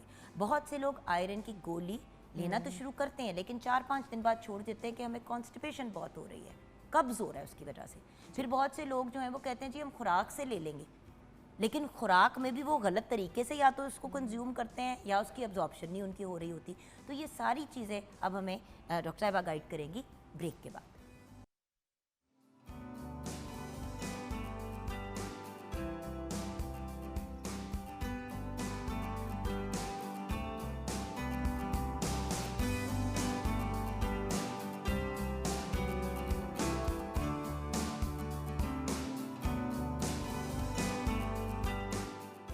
Welcome back from the break, viewers. The very intelligent Saman Ishtiaq is with us, clinical nutritionist and dietitian. अच्छा, मुझे ये बताओ समन कि हम आयरन डिफिशिएंसी की बात कर रहे थे, सिर्फ ये बता दो कि सवियर केस में, क्योंकि हम अक्सर डिफिशेंसीज को सीरियस नहीं लेते, जैसे कि पोटेशियम की आपके अंदर, मतलब जैसे कि अगर आपने फॉर एग्जांपल सोडियम और सॉल्ट्स वगैरह की कमी है तो जिस्म में जैसे कड़ुल पड़ने शुरू हो जाते हैं, क्रैम्प्स, तो लोग कहते हैं कड़ुली पड़ रहे हैं, थोड़ा देर पानी पी लो। हाँ जी, कुछ ऐसी भी डिफिशिएंसीज होती हैं जो आपको मौत के करीब भी ले जाती हैं। बिल्कुल ऐसी है। क्या आयरन उनमें से एक है? बिल्कुल, मतलब आयरन की कमी से जिस्म में ऐसा क्या होता है जो मर्द औरत सबके लिए नुकसानदेह है, ये बताइए। देखिए, आयरन एक वो चीज़ है कि अगर इसकी डेफिशिएंसी होती है, आपकी बॉडी में खून की कमी होती है, खून बचता ही नहीं है, तो ऑब्वियसली ये आपको डेथ की तरफ लेकर जा सकता है। थैलेसीमिया में ये तो होता है। और वो आपने कैसे देखना होता है कि एज भी मर्दों में 13 से 17 तक नॉर्मल उसकी रेंज होती है, और जो फीमेल्स हैं ख़वातीन, उनमें 12 to 15 होती है, जो कि देखेंगे बहुत बहुत कॉमन है ही नहीं कि हमारी ख़वातीन में कोई एक्यूरेट 12 से 16 तक आपको एज भी मिल जाए। अक्सर ख़वातीन जो कि रिप्रोडक्टिव में बच्चियां जो होती हैं, या छोटे बच्चे, या फिर जो चाइल्ड ब्रीडिंग वाली हामला ख़वातीन, या जो अपनी उन एज में होती हैं जब वो उनका ट्राइमेस्टर वाले फेस में होती हैं, तो उनमें एज भी ड्रॉप करता रहता है, और ये नेचुरल चीज़ें हैं। सो इसमें सबसे ज़्यादा ज़रूरी ये है एक और चीज़, कभी कभी कुछ ऐसी बीमारियां होती हैं, जैसे अगर कैंसर पेशेंट की कीमोथेरेपी चल रही है तो उनका आयरन गिरना शुरू ड्रॉप हो जाता है। बिल्कुल। तो अब एक तो स्पेशल केसेस हैं जी, जिसमें आयरन ज़रूरी चाहिए। अब जैसे कि अगर कीमोथेरेपी में भी आपका आयरन 9 पे चला जाता है तो फिर क्या करना चाहिए? अच्छा, सबसे पहले इम्पॉर्टेंट ये है कि आपका अगर तो ड्रॉप हो गया 10 से नीचे, तो आपने अपने कंसल्टेंट से उनसे पूछ के आपने अपना आयरन जो है वो रिकमेंड करवाना है। और सबसे इंपॉर्टेंट ये होती है, जो हमारे यहाँ पे मिस्टेक की जाती है, हम आयरन ले रहे होते हैं, लेकिन आफ्टर 1 मंथ या 3 मंथ्स जब हम उनकी लैब्स को दोबारा से करवाते हैं फॉलोअप में, तो आयरन बल्कि बढ़ने की बजाय ड्रॉप हुआ होता है, या वहीं पर आपका क्यों? होता है। क्योंकि हम अक्सर ड्रग आपने देखा होगा, और ड्रग न्यूट्रेंट हम अक्सर आयरन की टैबलेट्स ले रहे होते हैं दूध के साथ। ये शुरू से सुना होगा आपने कि कोई भी मेडिसिन दवा लेनी है तो दूध के साथ। और एक और चीज़ जो मेरे साथ भी हुआ, ये जब नूर को भी मैं फेरिटिन के उसका बढ़ाने के लिए आयरन जब देती थी, तो पता नहीं क्यों मैं काम के लिए जब निकल जाती थी तो उसको, क्योंकि खाली पेट देना होता था, तो क्या करते थे कि जो मैं फीड छोड़ के जाती थी वो दूध में मिला के उसको आयरन दे देते थे। अब व्यूअर्स, आयरन की अब्जॉर्प्शन हो ही नहीं सकती कैल्शियम के साथ, हो ही नहीं सकती। बिल्कुल। आपने आयरन लेना है विटामिन सी के साथ और खाली पेट। लोग कहते हैं दांत खराब हो जाएंगे, वो काला सिरप होता है तो दांत इसलिए नहीं खराब होते क्योंकि आपने उसको दूध में मिलाया नहीं मिलाया। दांत इसलिए खराब होते हैं क्योंकि आप वो यूज़ करने के बाद पानी नहीं ऊपर से पीते, आप पानी का घूंट पी लें। दूध की कोई रिक्वायरमेंट नहीं है, और दूध कभी भी आयरन के साथ नहीं लेना, अब्जॉर्ब नहीं होगा। बिल्कुल। और आपने इतनी अच्छी बात की कि हम पानी नहीं पी रहे होते हैं, और अक्सर इस कंप्लेंट्स आते हैं कि जब हम आयरन के सप्लीमेंट ले रहे हैं तो हमें कॉन्स्टिपेशन हो रही है। और कॉन्स्टिपेशन का भी मेन रीज़न ये होता है कि आपकी बॉडी में कुछ आयरन एब्जॉर्ब हो जाता है, बॉडी कर लेती है, कुछ आपके इंटेस्टाइन में रहते हैं जो ट्रिगर करता है आपके स्टूल को पास आउट करने में थोड़ी सी प्रॉब्लम करता है, कॉन्स्टिपेशन को ट्रिगर करता है। उसी में हम कहते हैं कि एक तो आपने विटामिन सी, जो कि सिट्रस फ्रूट्स जो होते हैं, आपके लेमन हो गया, आपकी बेरीज होगी, सेब हो गया, अनार हो गया, चुकंदर हो गया, बीटरूट, टमाटर हो गया, ये वो चीज़ें जो विटामिन सी से भरपूर हैं। आपने नहीं कोई ऐसी चीज़ खानी कि आप ड्यू टू इन्फ्लेशन के फल नहीं खा सकते, आप नींबू पानी पी लें, आपका विटामिन सी का रिचेस्ट सोर्स है। आप चुकंदर का जूस सेब के साथ मिला के आप वो पी लें। और उसके साथ इंपॉर्टेंट यह है कि आपने अपनी हाइड्रेशन मेंटेन करनी है ताकि आपको कॉन्स्टिपेशन ना हो। और प्लीज़ जो आयरन के सप्लीमेंट्स हैं वो किसी भी डेयरी प्रोडक्ट के साथ मत लें, कोई दूध दही के साथ मत लें, या तो वो पानी के साथ लें, और अगर उसकी अब्जॉर्प्शन आपने बहुत अच्छी करनी है तो विटामिन सी जो है वो रिचेस्ट सोर्स है। और खाली पेट, यस, बहुत सी ऐसी दवाइयाँ होती हैं, सप्लीमेंट्स होते हैं जो कहते हैं किसी खाने के बाद लें। ये वो वाली चीज़ है जो खाली पेट, यानी कि अगर आपका पेट खाली होगा तो बेहतर उसे अब्जॉर्ब करेगा। अब प्रॉब्लम ये है कि व्यूअर्स, हम लोग इंस्ट्रक्शंस नहीं फॉलो करते। चीज़ लेनी है लेकिन लेने का तरीका हमारा गलत होता है। नेचुरल तरीके से आयरन को कैसे लें, और अगर आयरन आपका कम है तो क्या वैसे ही कहीं से भी जाके कैप्सूल वगैरह लेके लेने शुरू कर दें, या फिर प्रॉपर प्रिस्क्रिप्शन के तहत चलें? अच्छा, सबसे पहले तो सबसे इम्पॉर्टेंट ये है कि अगर आपकी आयरन की डेफिशिएंसी है तो प्लीज़ खुद सेल्फ मेडिकेशन की तरफ मत जाएं। और हम सेल्फ मेडिकेशन ऐसे कर रहे होते हैं कि हमें वो बहुत बेनिफिट दे रही होती है, लेकिन अल्टीमेटली उसके इतने सीवियर साइड इफ़ेक्ट्स होते हैं कि एक मेडिसिन, एक गोली आपको जो है डेथ बेड पे लेकर जा सकती है। सो जब भी आपने कोई भी मेडिसिन या कोई भी सप्लीमेंट लेना है, आप अपने डॉक्टर से, अपने डाइटिशियन से, अपने हेल्थ प्रोफेशनल से रिकमेंड करके कि आपने कितनी डोज में लेना है, कब लेना है, किस फूड सोर्स के साथ लेना है और आपको लेने की ज़रूरत है भी या नहीं है। और ऑफ कोर्स एक दफ़ा वो प्रिस्क्राइब हो गया, सब कुछ हो गया, तो फिर फॉलो अप भी ज़रूरी है। Yes, ऐसे definitely. केसेस भी होते हैं कि जी आपको विटामिन डी की हाई डोज दी है जी, जी, जी। 3 महीने के लिए, बिल्कुल, लोग 2-2 साल ले रहे हैं, बिल्कुल ऐसे। और आयरन और फिर विटामिन डी का लेवल इतना हाई हो गया कि टॉक्सिक हो गया। Yes, true. So excess of anything viewers, even पानी का टू मच, इवन ऑक्सीजन भी आपकी सिस्टम में ज़रूरत से ज़्यादा जाएगा तो वो आपको दिक्कत करेगा, प्रॉब्लम देगा। बिल्कुल ऐसी है। और आयरन की जो आप नेचुरल सोर्सेज की आपने बात की थी, उसमें हमारी अल्लाह ताला ने आयरन की बायो अवेलेबिलिटी हमारे फूड सोर्सेज में बहुत ज़्यादा रखी है। Heme and non heme, yes. So सबसे इम्पॉर्टेंट ये है कि आपका 2 पार्ट होते हैं, हीम और नॉन हीम। एक है एनिमल प्रोटीन, जो आपके गोश्त से, आपके मटन, बीफ, फिश, चिकन, अंडे, इन सब से मिलता है। और कुछ लोग होते हैं जो वो मीट लवर्स नहीं होते, वेजिटेरियंस होते हैं। सो उनमें ये है कि वो हरी पत्तों वाली जो सब्जियां होती हैं, साग, पालक, ये वाली चीज़ें इस्तेमाल कर सकते हैं। और उसके साथ साथ दालों में प्लांट बेस्ड प्रोटीन होती हैं, जो कि लेंटिल्स में लोबिया जो है वो रिचेस्ट सोर्स है, काले चने जो हैं वो रिचेस्ट सोर्स हैं, या आप इस्तेमाल कर सकते हैं। चुकंदर ले सकते हैं। और जितने फल और सब्जियां हैं, इसमें आयरन और विटामिन सी भरपूर पाया जाता है। बिल्कुल। और व्यूअर्स, कुछ चीज़ें ऐसी भी हैं जो मैंने नोटिस की हैं लोगों के करने में, जैसे कि एक दफ़ा इसी तरह ना मेरी एक फ्रेंड है, उनकी अम्मी को आयरन की कमी हुई, तो मैंने कहा पालक और इन चीज़ें, कहती हमारे घर में पालक नहीं बनता। मैंने कहा क्यों? कहती है वो मेरे मियाँ को ना गुर्दों में पथरी हो गई थी। तो मैंने कहा अगर आपके हस्बैंड को गुर्दों में पथरी हुई थी तो आप क्यों नहीं पालक खाती? नहीं, हम सबको हो जाएगी ना पथरी, तो बेहतर है कि पालक खाई ना। तो पालक और टमाटर खाना ही उन्होंने छोड़ दिया। ओह, और जबकि मैंने टोटली कहा मैथ है। सालन कैसे बनाते हैं, क्योंकि हम तो सालनों में टमाटर डालते हैं, exactly. उन्होंने कहा बस बेटा ज़बरदस्ती अगर डालना पड़ जाए तो थोड़ी पेस्ट डाल देती हूँ मैं, टमाटर छिलका वगैरह ये वो। मैंने कहा माना कि मतलब अब बंदा क्या बोले। ऐसी है। सो वेयर अगर आपकी फैमिली में आयरन की कमी है तो आप ज़रूर पूरी फैमिली अपना चेक करवाएं। बिल्कुल, लेकिन definitely. जिसको जो प्रॉब्लम है उस बंदे को उस हिसाब से लेके चल रहे, या सारे ही छोड़ दें। बिल्कुल। अब अगर एक बंदे को हाई ब्लड प्रेशर का प्रॉब्लम है, उनका नमक कम हो रहा है, तो सारा घर अगर बिल्कुल। जरूरत से कम नमक खाएगा तो उनको प्रॉब्लम होगी, बिल्कुल ऐसी है। क्योंकि नमक भी जरूरत है जिस्म ज़रूरत की। है, आपकी जितनी नमकियात है आपकी बॉडी के लिए ज़रूरत है। आप सोडियम को अपनी बॉडी से निकाल देंगे, आपको क्रैम्प्स पड़ना शुरू हो जाएंगे। सो ये बहुत ज़रूरी है ये चीज़ें। सो एंड में आपका हमारे व्यूअर्स के लिए समन क्या पैगाम है आयरन के पॉइंट ऑफ व्यू से, डिफिशेंसीज के पॉइंट ऑफ व्यू से? अगर आप अपनी छोटी बहन को या अपनी अम्मी को मशवरा देती तो आप क्या देती? जी। सो सबसे पहले ये है कि अभी अगर देखा जाए तो हमारी ख़वातीन पाकिस्तान में आयरन की कमी का, यानी कि खून की कमी का सबसे ज़्यादा शिकार हैं। तो उसमें सबसे ज़्यादा ज़रूरी ये है कि आप खाएं सब कुछ, लेकिन एक चीज़ को एक मॉडरेशन में और न्यूट्रिएंट डेंस चीज़ें खाएं जो ग़िज़ाइयत से भरपूर हो, ना कि वो चीज़ें खाएं जो कि एम्प्टी कैलोरीज और प्रोसेस्ड चीज़ें खाएं। आपने कोशिश करनी है कि आपके घर में जो भी चीज़ पक रही है उसमें, चाहे वो गोश्त हैं, वो दालें हैं, सब्जियां हैं, फल हैं, जो अवेलेबल हैं, सीड्स हैं, आपके नट्स हैं, जो चीज़ें अवेलेबल हैं आपने वो ज़रूर खाना है। और अपनी हाइड्रेशन का बहुत ख्याल रखना है। और ये खाने के साथ साथ आप अपनी फ़िज़िकल एक्टिविटी का बहुत ख्याल रखना है। That sounds absolutely perfect. और वो जो आप फिज़िकल एक्टिविटी की बात कर रही हैं उसकी हम सुबह से बात कर रहे हैं, लेकिन अब ब्रेक के बाद एक ऐसे स्पोर्ट की बात करेंगे जिसमें शायद फिज़िकल एक्टिविटी इतनी नहीं लगती, लेकिन आपके माइंड को और ब्रेन को उस लेवल पे टेस्ट किया जाता है कि it is actually a sport of the mind. बात की जा रही है चेस की। आज इंटरनेशनल चेस डे है। इससे रिलेटेड इन्फॉर्मेशन हम अपने गेस्ट से लेंगे ब्रेक के बाद। आप हमारे साथ रहिएगा।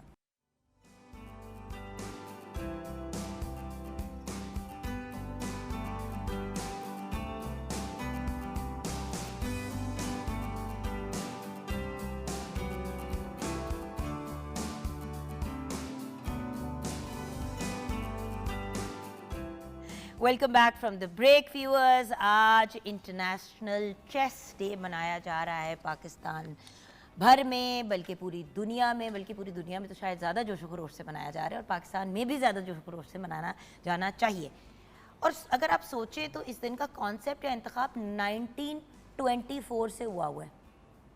ऑफिशियली तो ये मनाना 2019 में शुरू किया यूनाइटेड नेशंस की जनरल असेंबली में resolution whatever, but can you imagine कि 1924 से इसका कॉन्सेप्ट चल रहा है 20 जुलाई का।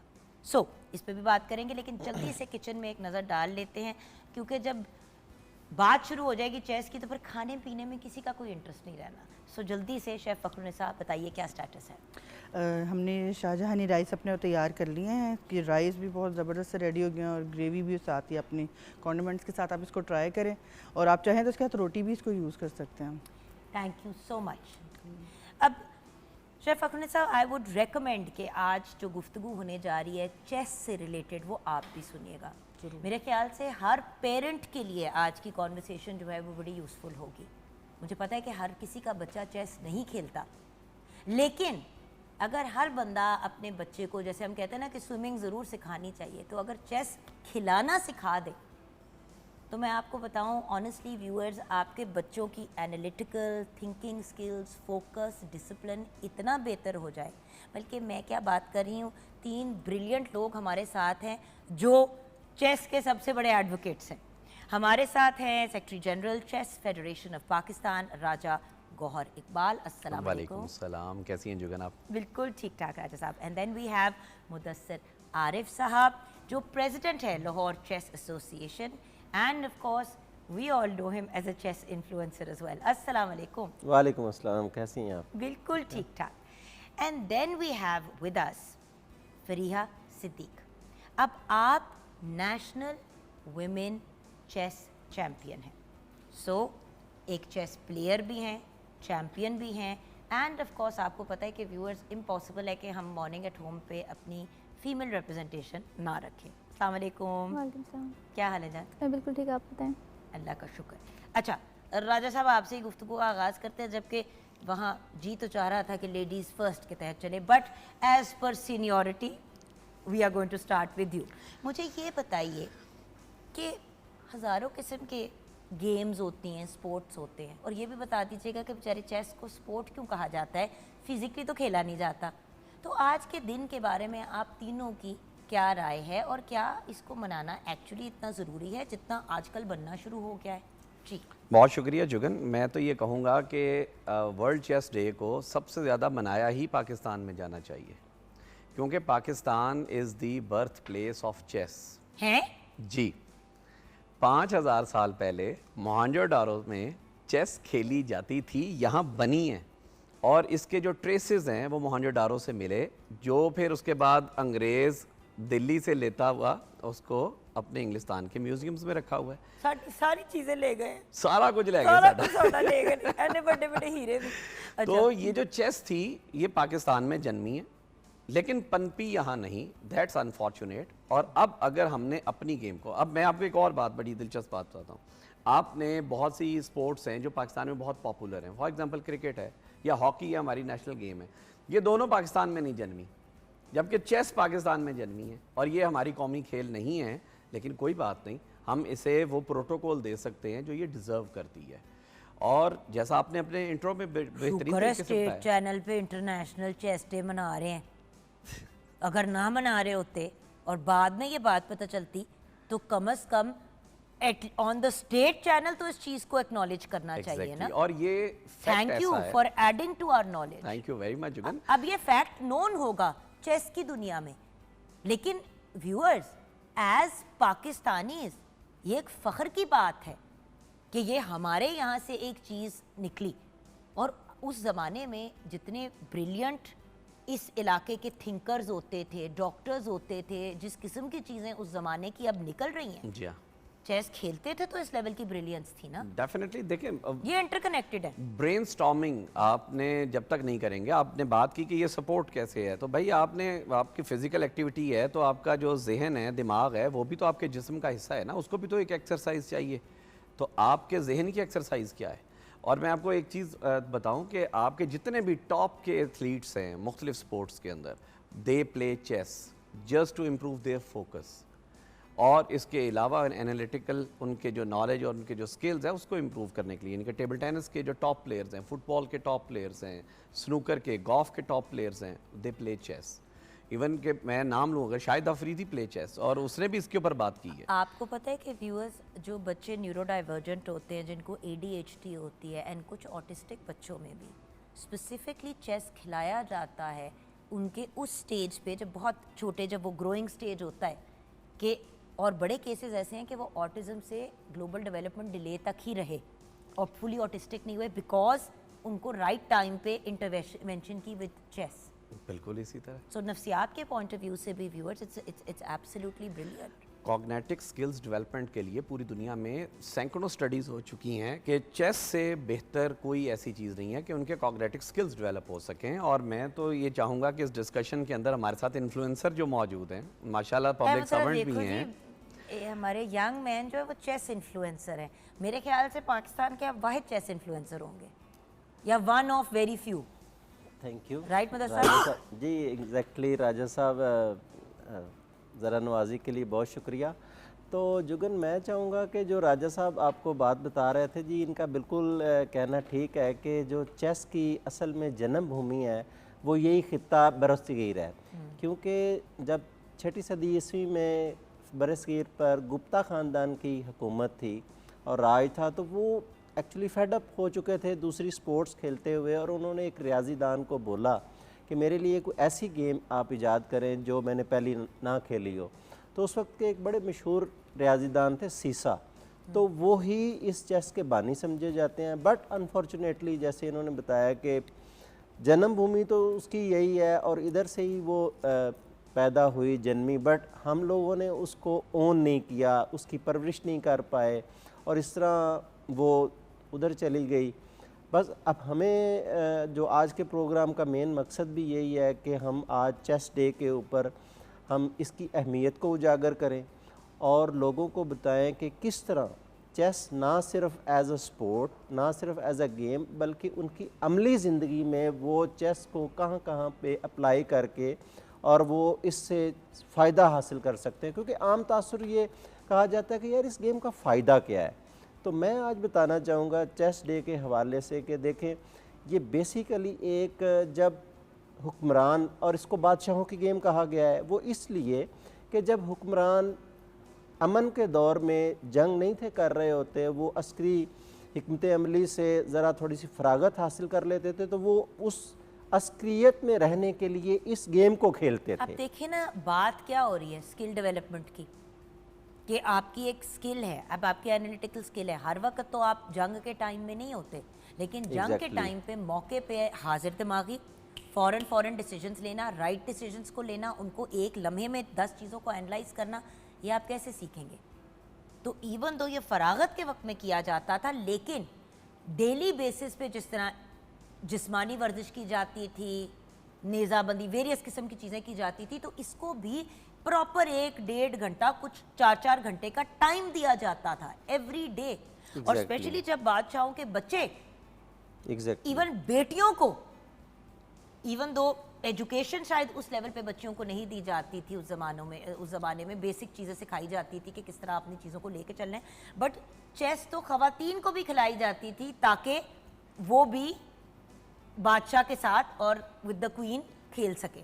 चूँकि अस्करी जो तरबियत है वो उस वक़्त बच्चों की जो बुनियादी परवरिश है उसका लाजमी जुज़्व होता था, तीर अंदाजी। इसी तरह मैं बात को आगे बढ़ाता हूँ कि जो पोलो, हॉर्स राइडिंग, पोलो भी एक अस्क्रियत खेल है बेसिकली। जब वो जंग से फरागत लेते थे तो वो अपने आप को, वो जिसको कहते हैं एक लहू गर्म रखने के लिए चेस खेलते थे और पोलो खेलते थे। एंड अगेन पोलो अपनी जिस्मानी सेहत को सॉर्टेड आउट रखने के लिए, and at the same time जिस घोड़े के ऊपर आपने जंग पे जाना है उस घोड़े के साथ एक होना ज़रूरी है, और उसके लिए एक रिलेशनशिप डेवलप करनी है, और वो रिलेशनशिप डेवलप करने के लिए फिज़िकली जाके उसके साथ उस स्पोर्ट को खेलना, पोलो को खेलना, नेज़ाबंदी की सारी चीज़ें करना बड़ा इम्पोर्टेंट होता था। सो देखें, अगर ये बादशाहों के ज़माने की चीज़ थी, अब तो हम सब के पास इसकी एक्सेस है, आप तो ऑनलाइन भी चेस खेल सकते हैं। लेकिन खैर इसकी तरफ आएंगे। जी प्रिया, आप क्या कहेंगी आज के दिन की मुनासबत से? जहाँ तक चेस के फ़वाइद की बात है तो बहुत सारे फ़वाइद हैं बेशुमार। जैसे सबसे पहली बात तो माइंड स्पोर्ट है ये, आपके दिमाग की एक्सरसाइज है ये, और आपका फोकस इंक्रीज़ करती है। और उसके बाद इंसान बच्चों को, ख़ासतौर पे मैं कहती हूँ वुमेन को, जब मैं आई थी ना वुमेन बहुत ज़्यादा कम थी, अब आहिस्ता आहिस्ता देखती हूँ ना कि women in chess number increase हो रहा है, तो बहुत खुशी होती है देख के। तो मैं तो चाहूँगी कि वुमेन ख़ास तौर पे, इनका एक्सपोजर वैसे भी स्पोर्ट्स में कम होता है वुमेन का, तो मैं तो चाहूँगी कि वुमेन जो है आएँ। ख़वातीन की कितनी रिप्रेजेंटेशन है पाकिस्तान के पॉइंट ऑफ व्यू से चेस में? As compared to open category, men category बहुत कम, लाइक 1/4 और 1/3। आहिस्ता आहिस्ता नंबर इंक्रीज़ हो रहा है। अनफॉर्चुनेटली हम एक पेट्रियार्कल सोसाइटी में भी तो रहते हैं ना, बिल्कुल। जहाँ पे बच्चों को तालीम देना ज़रूरी नहीं समझा जाता, वहाँ पे स्वाति मिट्टी को चेस खिलाएगा।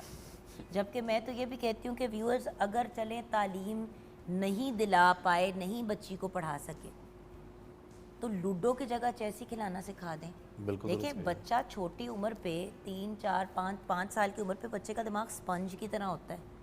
उस स्टेज पे जिस चीज़ में बच्चे को इन्वॉल्व कर देते हैं, इसीलिए तो some of the greatest musicians became, मतलब वो जो कहते हैं लेजेंड्स, जब क्योंकि उन्होंने बहुत छोटी छोटी उम्रों पे शुरू किया। खैर, आपकी जर्नी चेस की कहाँ से शुरू होती है भैया? हाँ, इम्पोर्टेंस अपनी जगह चेस की, लेकिन आप लोगों की पर्सनल स्टोरीज भी हमारे लिए एक इंस्पिरेशन है, तो I would like to talk about that. आपकी कैसे जर्नी शुरू होती है? मेरी जर्नी स्टार्ट होती है 1999 से from FC college. Hostel best जगह होती है जहाँ पे हम अपने दोस्तों के साथ बैठते हैं, खेलते हैं, वो उनके तो साथ ताश वक्त खेलते हैं गुजारते सारे हैं। लड़के बैठ के। लेकिन एफसी कॉलेज एक ऐसी दरसगाह थी कि जहाँ पे शतरंज सबसे ज़्यादा खेली जाती थी, और जो जिन ख्यालात का इजहार इस डिस्कशन में हो रहा है, मुदस्सिर साहब ने भी जिन ख्यालात का इजहार किया कि वो हमारी जो फुर्सत के औकात थे उनमें हम ज़्यादातर जो है वो शतरंज और टेबल टेनिस खेलते थे। और यही रीज़न है कि उस दौर में एफसी कॉलेज पंजाब यूनिवर्सिटी की जब टीम बनती थी तो उसमें चेस और आपके टेबल टेनिस के जो प्लेयर्स थे, स्विमिंग के प्लेयर्स थे, वो शामिल होते थे। उसके बाद फिर हम जब आगे प्रैक्टिकल लाइफ में तो छूट गई चेस। 2019 में दोबारा मेरा कमबैक हुआ, लेकिन तब खेलने की उम्र तो शायद उस तरह गुजर चुकी थी। तो as a organizer, as a influencer, as a sponsor फिर हमने इसको शुरू किया। और ऑनलाइन अभी आपने जिक्र किया जी कि चेस जो है वो हो रही है और बहुत ज़्यादा हो रही है। चेस ने आपको क्या दिया?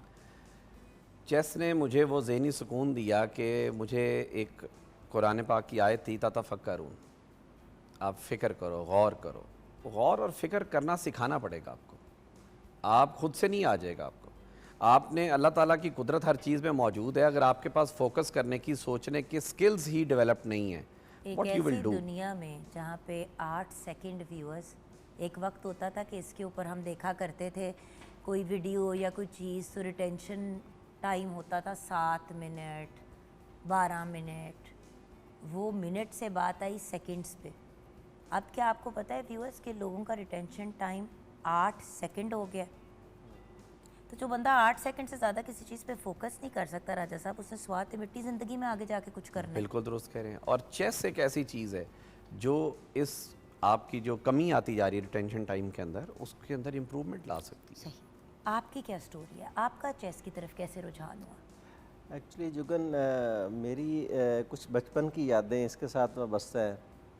एक तो मैंने नासिर काज़मी का एक ड्रामा है शतरंज के ऊपर, शतरंज, वो मैंने पढ़ा क्योंकि ज़रा पढ़ने का शौक़ था।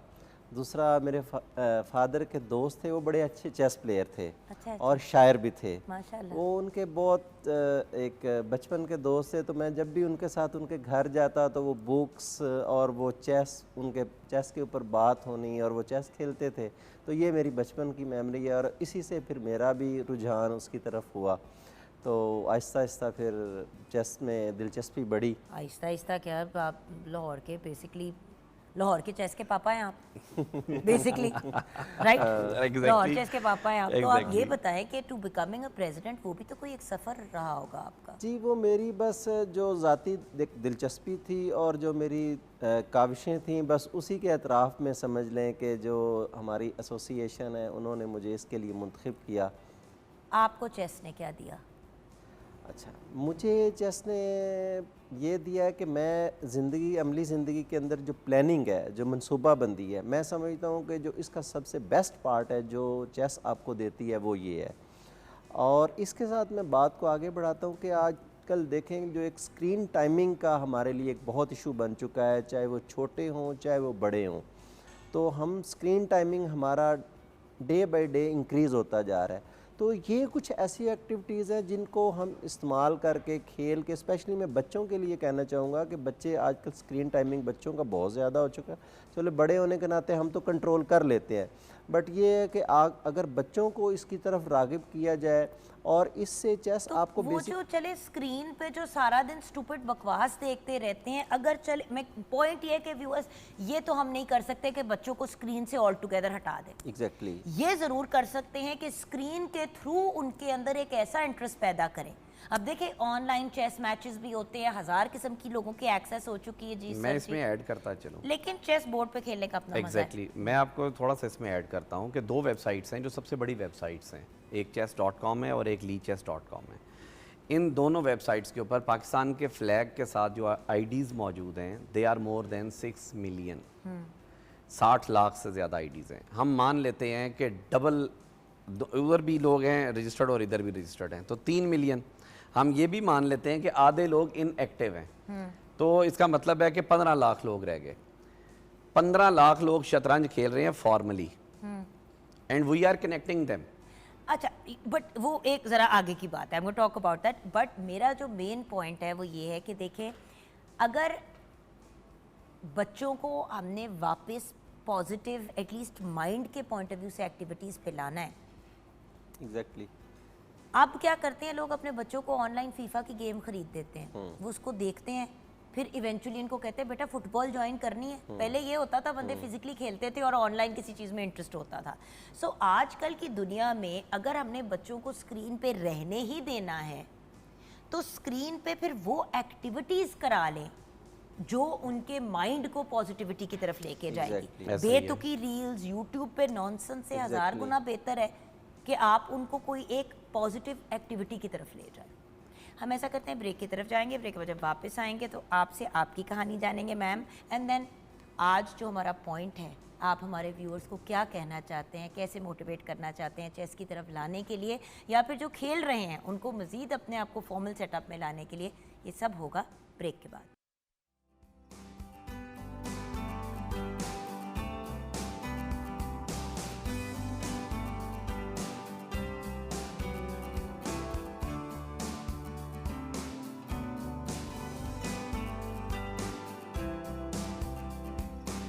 Welcome back from the break viewers.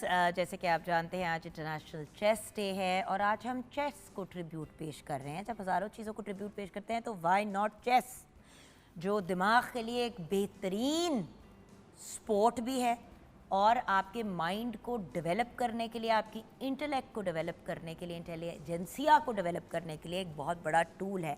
और आप किसी भी ग्रेट थिंकर या फिलोसोफर को देखें तो कहीं ना कहीं चेस उनकी ज़िंदगी का हिस्सा रहा होगा। जी फरिया, आप बताइए कि आपका चेस की तरफ रुझान कैसे हुआ, आपकी स्टोरी कहाँ शुरू होती है? मेरी चेस की स्टोरी स्टार्ट होती है यूनिवर्सिटी में 2023। मैं यूनिवर्सिटी के स्पोर्ट्स कॉम्प्लेक्स से गुजर रही थी तो मैंने एक बच्ची को चेस खेलते हुए देखा। She was playing alone and she was asking one of the karate player के भी मेरे साथ आके खेले, मैं अकेली हूँ।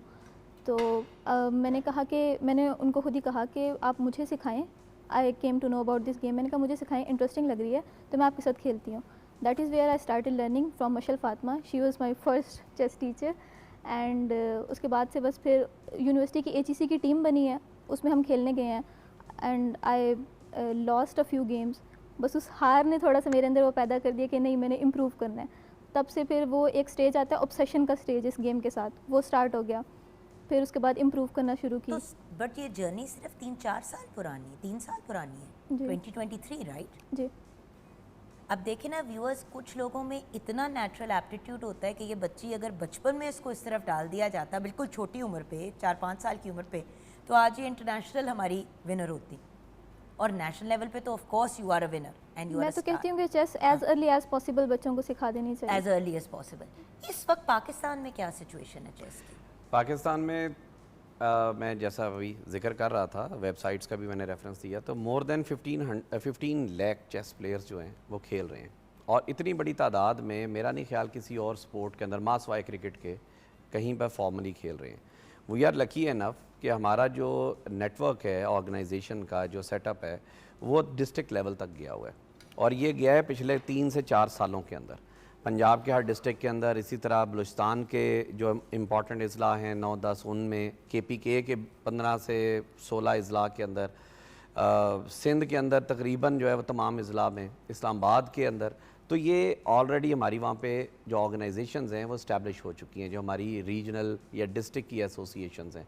इवन गिलगित के 8 अजला के अंदर हमारी एसोसिएशंस मौजूद हैं। अब हम ग्रास रूट लेवल पे काम करने के काबिल हो गए, क्योंकि बात ये है कि देखिए जो निकल गया सो निकल गया इंटरनेशनल प्लेटफॉर्म पे और कुछ कर गया। जी अगर सोलो एफर्ट पे निकला तो निकल गया, आपको भी पता है। जी ये जो एक फोकस्ड अंदाज में देखें, बाहर के ममालिक में तो यही होता है कि बच्चों को ग्रूम किया जाता है, उनको कल्टिवेट किया जाता है। इसी ये नहीं मकसद होता के कि लिए। कोई बंदा जीत गया तो फिर उसको पकड़ के नहीं फीस नहीं का नहीं, हिस्सा नहीं बनाया। बिल्कुल आपकी बात दुरुस्त है, फायदा और कोई नहीं पाकिस्तान होता में ना। हीरोज ऐसे ही बनते हैं, Unfortunately। अपनी मेहनत से बनते हैं और उसके बाद हम उन्हें शोकेस करना शुरू लेकिन कर हर देते हैं। बंदा, अब जैसे कि ये बच्ची बहुत टैलेंटेड थी, बट घर वालों ने भी नहीं रियलाइज किया, कोई शायद स्कूल्स कॉलेजेस में उस वक्त सिस्टम नहीं था। मैं जब स्कूल में थी तब तो कोई सिस्टम नहीं था कि चेस सिखाई जाए, अब हो लूडो रहा से है। आगे नहीं बढ़ते थे। अब हो रहा है, आपके तमाम जो बड़े स्कूल्स हैं उनमें चेस फॉर्मली सिखाई जा रही है, चेस क्लब बन चुके हैं। चेस क्लब पिछले 5-6 सालों के अंदर जो स्ट्रगल हुई है चेस के ऊपर पाकिस्तान में, उस स्ट्रगल ने यहाँ ये ट्रेंड एक अब सेट की है, और ना सिर्फ अच्छे स्कूलों में आगे अब एकेडमीज बनने जा रही हैं। और एक ऐसी दुनिया में जहाँ पे इतना ज़्यादा अब हैवी किस्म का जो वो आ रहा है AI की तरफ, अगर आपका थिंकिंग ब्रेन नहीं होगा ना व्यूअर्स, तो आप AI को भी नहीं इस्तेमाल कर पाएंगे। हर बंदा ये सोच रहा है कि AI के आने से हमारी ज़िंदगी में बड़ी आसानी हो जाएगी। AI को यूज़ करने के लिए एक एनालिटिकल ब्रेन चाहिए, वरना वो AI आपको बहुत बेसिक येस नो के लेवल से आगे नहीं लेके जा पाएगा। सो इवन फॉर दैट, इस नई डिजिटल AI की दुनिया में बहुत से यंग लोग, आप भी जानते हैं सर, कि जो लोग इस वक्त ग्रूम कर रहे हैं पेरेंट्स के, हम इनको IT की दुनिया में लेके आएंगे, साथ साथ उनको चेस खिला रहे हैं। जी एग्जैक्टली अभी अगर करंट सिनेरियो में देखा जाए तो मैं कहना चाहूँगा कि जिस तरह बच्चों में अगर चेस को एज अर्ली एज पॉसिबल उनको इसकी अडॉप्ट की तरफ लगाना चाहिए, चूँकि इससे उनकी जो प्लानिंग है और सबसे बढ़कर जो उनके अंदर एक प्रॉब्लम सॉल्विंग स्किल्स जो चेस उनके अंदर इनकलकेट कर सकता है, वो किसी और तरीके से नहीं होती, क्योंकि चेस आपको हर मूव एक प्रॉब्लम है, और वो जो प्लेयर है बेसिकली वो हर मूव के ज़रिए उस प्रॉब्लम को सॉल्व करता है। तो वो जो बोर्ड के ऊपर थ्रू प्लेइंग द चेस आप प्रॉब्लम सॉल्विंग कंटिन्यूसली कर रहे हैं, वो आपकी अमली ज़िंदगी में आती है। और ये बेस्ट है, क्योंकि आजकल एक फिकल माइंडेडनेस और बच्चे जो घबरा जाते हैं बहुत जल्दी किसी प्रॉब्लम को देख के, तो ये this is the best I would say an exercise. और इंटरनेशनली हम अब डिस्ट्रिक्ट लेवल की तो बात कर ली, बट अगर हमने इंटरनेशनल प्लेटफॉर्म्स पे प्ले करने, फिर आपकी तरफ ही आ जाती हूँ उस चीज़ को लेके, तो what are we suppose to do? Because ख़वातीन तो बहुत कम पाकिस्तान से, पता नहीं हमारा कभी कोई इंटरनेशनल हैं रही हैं चैंपियंस बिल्कुल। चेस की ख़वातीन? देखें, आपकी हिस्ट्री पे अगर चले जाएं तो फातिमा भी मिठा टवाना के गांव से उठी, और वो 3 बार वुमेन ब्रिटिश ओपन चैंपियनशिप उन्होंने विन की है। हमारा तो इंटरनेशनल रिकॉर्ड बहुत ज़बरदस्त है, हम ज़हीन कौम है, बस हमें थोड़ी सी डायरेक्शन की ज़रूरत है और इन्फॉर्मेशन भी बाकी आवाम तक पहुंचाने की ज़रूरत है ना। अब हम बात कर रहे हैं कि इंटरनेशनली तो बहुत से लोग जा चुके हैं। मियां सुल्तान खान जो 3 दफ़ा के ब्रिटिश ओपन चैंपियन बने, और उन्होंने तमाम जितने Female टॉप का प्लेयर्स बताएं हैं, मुझे। ये फातिमा जी फातिमा भी और मियां सुल्तान खान। मियां सुल्तान खान को तो अभी ऑनररी टाइटल जो है वो ग्रैंड मास्टर का फिर मिल गया, बी फातिमा को अभी तक नहीं मिल पाया। अब उसके लिए भी हम कोशिश कर रहे हैं, और लकीली इस time Pakistan sports board, Punjab sports board, हमारे अदर स्पोर्ट्स बोर्ड सब मिलके चेस पे काम कर रहे हैं, थैंक्स टू आवर प्रेसिडेंट्स, जो हमारे बड़े ज़बरदस्त लॉट एक ऐसी इस वक्त लीडरशिप की है जो चेस को लीड कर रही है। डॉक्टर नईम रऊफ साहब पंजाब में लीड कर रहे हैं, सैयद ज़ीशान अली नकवी साहब फेडरेशन में लीड कर रहे हैं, इसी तरह अख्तर लांगो साहब और बाकी हमारे जो अहबाब हैं। Thanks to the PTV, Pakistan television, thank you very much. ये तो मेरा पहला घर भी है पाकिस्तान टेलीविजन, क्योंकि मैंने जब करियर का स्टार्ट किया था तो आई वॉज एट PTV। तो मैडम अब बात ये है कि हमें इन सारी जगहों से सपोर्ट मिल रही है, पाकिस्तान स्पोर्ट्स बोर्ड से, प्राइम मिनिस्टर यूथ प्रोग्राम से, अभी रिसेंटली हमारा एग्रीमेंट साइन हुआ है, एम्बेसीज इन्वॉल्व हो चुकी हैं पाकिस्तान के अंदर इस गेम को, क्योंकि आपका जो रशियन कंट्रीज़ थी पहले जो अब अलहदा हुई हैं, काज़ाकिस्तान, उज़्बेकिस्तान, ताजिकिस्तान, इन तमाम मुल्कों के साथ पाकिस्तान के एग्रीमेंट साइन हो चुके हैं, एकेडमीज़ 2-2 3-3 इन्होंने अभी बना दी हैं, बाकी पाइपलाइन में है। तो वो जो आप बात कर रही थी कि इंटरनेशनल लेवल के ऊपर हम अपना किस तरह से ग्राफ जो है वो बेहतर कर सकते और हैं। बात ये है कि प्लेयर्स के लिए भी व्यूअर्स ये बहुत अच्छी अमेजिंग न्यूज़ है कि देखिए इतना लेवल पे, इतने मेजर लेवल पे फेडरेशन भी काम कर रही है, आपको स्टेट लेवल पे भी सपोर्ट मिल रही है। तो व्यूअर्स, जो लोग पहले सोचते कि चेस सिखा के ऐसे की कर लेना है, चलो भाई अगर दिमाग को नहीं डेवलप करना तो इंटरनेशनल लेवल पे आपके बच्चे या आपके घर का कोई फ़र्द जो है मुल्क का नाम भी रोशन कर सकता है। एंड बाय द वे, पैसे कमाने की इस स्पोर्ट में बहुत मार्जिन है, because as you keep winning and as you keep becoming a master and a grand master, आपकी पूरी ट्रेजेक्ट्री ज़िंदगी की चेंज हो जाती है। सो जिस तरह दूसरे स्पोर्ट्स में भी आप अरबपति बन सकते हैं इंटरनेशनली, तो इसमें भी बन सकते हैं। फोकस एंड डिसिप्लिन जो इस स्पोर्ट की भी या इस गेम की भी डिमांड है। Thank you so much for joining us today viewers. We are completely out of time. वक्त कम, मुकाबला सख्त ज़िंदगी रही, तो इंशाल्लाह कल फिर मुलाकात होगी। खुदा हाफिज़।